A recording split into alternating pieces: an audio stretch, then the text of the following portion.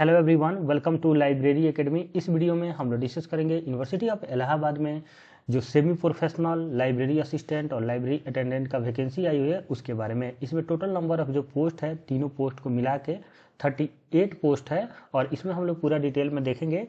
इसके नोटिफिकेशन चलिए ओपन करते हैं। उससे पहले अगर आप चैनल पर नए हैं तो चैनल जरूर सब्सक्राइब कर लीजिएगा, बेल आइकन को प्रेस कर दीजिएगा।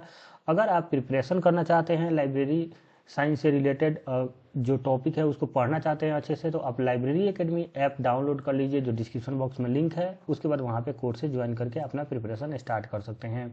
तो चलिए इनके नोटिफिकेशन पे हम लोग देखते हैं। इनके नोटिफिकेशन ऑफिशियल जो ऑफिशियल नोटिफिकेशन है उस पर एक एक चीज़ मेंशन इन्होंने किया हुआ है। सबसे पहले तो जो पोस्ट है वो कैटेगरी सी में आता है और यहाँ पे इन्होंने बोला है कि ये नॉन टीचिंग पोजीशन के अंतर्गत ये यूनिवर्सिटी ने वैकेंसी निकाला है और ये सेंट्रल यूनिवर्सिटी है। तो सेंट्रल यूनिवर्सिटी के होने के फ़ायदे ये हैं कि आप किसी भी स्टेट से बिलोंग करते हैं तो आपको आरक्षण का लाभ मिलेगा।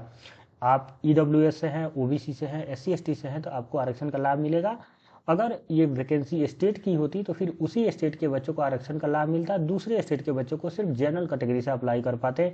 तो ये सेंट्रल गवर्नमेंट की है तो आपको आरक्षण का लाभ मिलेगा। इन्होंने बोला है कि आपका जो अप्लीकेशन फॉर्म है वो ऑनलाइन मोड में ही आपको अप्लाई करना है, ऑफलाइन कोई प्रोसेस नहीं है। इन्होंने जो वेबसाइट दिया हुआ है वो दिया है ALLDUNIV.ac.in, यानी इलाहाबाद यूनिवर्सिटी.ac.in। आप इलाहाबाद यूनिवर्सिटी ओपन मतलब गूगल पे टाइप करेंगे तो आपको मिल जाएगा। लास्ट डेट जो है 1 अप्रैल को है और स्टार्टिंग 1 मार्च से स्टार्ट हो गया फॉर्म फिलअप होना। जो फी रखी गई है गर्ल कैटेगरी के लिए इन्होंने कुछ ऐसे स्पेसिफिक मेंशन नहीं किया है। तो गर्ल कैटेगरी के या मेल या फीमेल दोनों कैटेगरी के लिए UR EWS या OBC कैंडिडेट है आप तो आपको 1600 पे करना होगा। SC ST कैंडिडेट है तो आपको 800 पेमेंट करना होगा और अगर दिव्यांग जन है तो आपको 100 रुपये पेमेंट करना होगा। अब हम लोग पोस्ट देख लेते हैं। इसके अंतर्गत बहुत सारे पोस्ट आए हुए हैं, लेकिन जो हमें लाइब्रेरी साइंस से रिलेटेड पोस्ट है उसी के बारे में हम लोग डिस्कस करेंगे। बाकी अगर आप इंटरेस्टेड हैं, आप क्वालिफिकेशन है आपके पास और पोस्ट के लिए तो आप अप्लाई कर सकते हैं। तो सबसे पहले हम लोग देखते हैं लाइब्रेरी अटेंडेंट का। तो इसमें आप देखेंगे लाइब्रेरी अटेंडेंट का पोस्ट होगा, जैसे ये 14 नंबर पे है लाइब्रेरी असिस्टेंट का, 16 नंबर पे है लाइब्रेरी अटेंडेंट का और उसके बाद आप देखेंगे 20 नंबर पे है सेमी प्रोफेशनल असिस्टेंट का। ये 3 जो पोस्ट है ये तीनों पोस्ट लाइब्रेरी से रिलेटेड है, यानी इसमें लाइब्रेरी एंड इंफॉर्मेशन साइंस का डिग्री मांगा गया है। तो देखिए लाइब्रेरी असिस्टेंट का जो पद है ये सभी ग्रुप सी के पोस्ट हैं। इसका लेवल 4 इन्होंने दिया है और इसमें 29 पोस्ट जो है वो आपको टोटल पोस्ट है, जिसमें UR का 9 है, EWS के लिए 1 है, OBC के लिए 5 है, SC के लिए 3 है, ST के लिए 1 है और कैटेगरी के लिए नहीं है, मतलब कि एक कैटेगरी C है जो कि 1 है। तो यानी टोटल पोस्ट जो है 19 है। उसके बाद लाइब्रेरी अटेंडेंट की बात करें तो 12 पोस्ट है और ये कैटेगरी वाइज जो वैकेंसी है, जैसे UR के अंतर्गत जो 5 वैकेंसी है, EWS का 1 है और OBC का 3 है। उसके बाद SC का 2 है, ST का 1 है। उसके बाद हम लोग बात करें सेमी प्रोफेशनल असिस्टेंट का, जिसमें लेवल इन्होंने 5 दिया हुआ है और लाइब्रेरी अटेंडेंट का ज़्यादातर जगह लेवल 1 ही होता है पेमेंट लेवल। सेमी प्रोफेशनल का लेवल 5 है जिसमें UR का 7 है और टोटल आपका 7 है, UR का 5 है, EWS का 0 है और OBC का 1 है और बाकी SC का 1 है, ST का 0 है। तो टोटल जो सीट है वो 19, 12 और 7। इसके हम लोग क्वालिफिकेशन को देखते हैं और जनरल इन्होंने कुछ कुछ इंस्ट्रक्शन दिया है जो कि आप पढ़ सकते हैं। इसमें यही लिखा गया है कि यूनिवर्सिटी कभी भी अपने सीट को वेरी कर सकती है।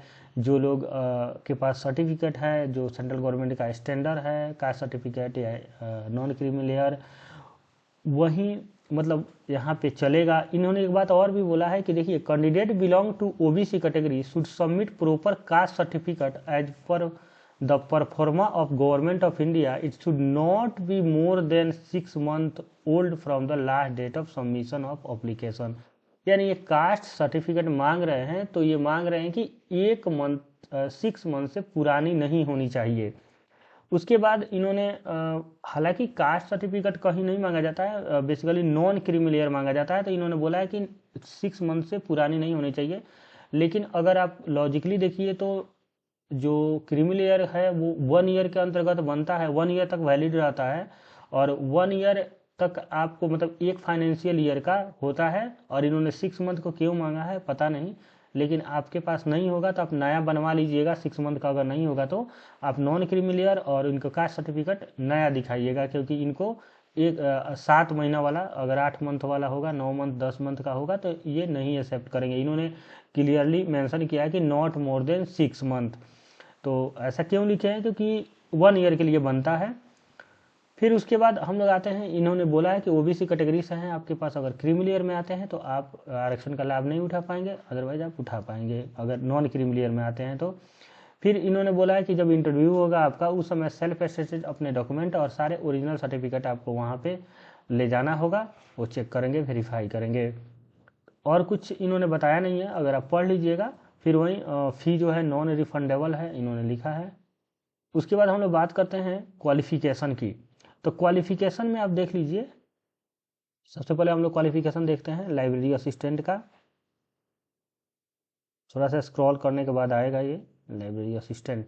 इसमें इन्होंने बोला है कि एज क्राइटेरिया जो है 30 ईयर जर्नल के लिए, 33 ईयर यानी 33 ईयर ओबीसी के लिए, और 35 ईयर SC/ST के लिए। इसेंशियल क्वालिफिकेशन में इन्होंने बोला है कि graduation in library and information science, यानी आपके पास 20 का डिग्री होना चाहिए, मोर देन 50% मार्क्स होना चाहिए सभी कैटेगरी के लिए। डिजायरेबल में इन्होंने बोला है कि 3 ईयर एक्सपीरियंस होना चाहिए, PGDCA या PGDLN का कोर्स होना चाहिए, experience and practice of typing data entry operator. लेकिन ये डिजायरेबल है, इसेंशियल नहीं है। तो यहाँ पे इसेंशियल नहीं है तो कोई दिक्कत नहीं है, आपके पास सिर्फ 20 का डिग्री है तो आप एलिजिबल हैं, आप अप्लाई कर सकते हैं, आपका नौकरी हो सकता है। पीरियड ऑफ प्रोबेशन में बोले हैं 1 ईयर का रहेगा, फिर 1 ईयर एक्सटेंड किया जाएगा, उसके बाद आपका परमानेंट कर दिया जाएगा, मतलब कि आपको कन्फर्मेशन लेटर मिलती है उसके बाद। लाइब्रेरी अटेंडेंट में 30 ईयर एज है, और फिर SC/ST OBC का जो रूल है गवर्नमेंट का एज रिलैक्सेशन का वो वैसे ही रहेगा। फिर इन्होंने इसेंशियल में मांगा है हायर सेकेंडरी और इक्विवेलेंट एग्जामिनेशन होना चाहिए, डिप्लोमा और सर्टिफिकेट होना चाहिए लाइब्रेरी एंड इंफॉर्मेशन। ये इसेंशियल है, इसका मतलब ये हुआ कि आपके पास डिप्लोमा और सर्टिफिकेट इसेंशियल होना चाहिए क्वालिफिकेशन, और 12th होना चाहिए, और 1 ईयर वहीं पीरियड ऑफ प्रोबेशन के बाद सेम टू ऊपर वाले पोस्ट के लिए है, जैसा है वहाँ यहाँ भी वैसे ही है।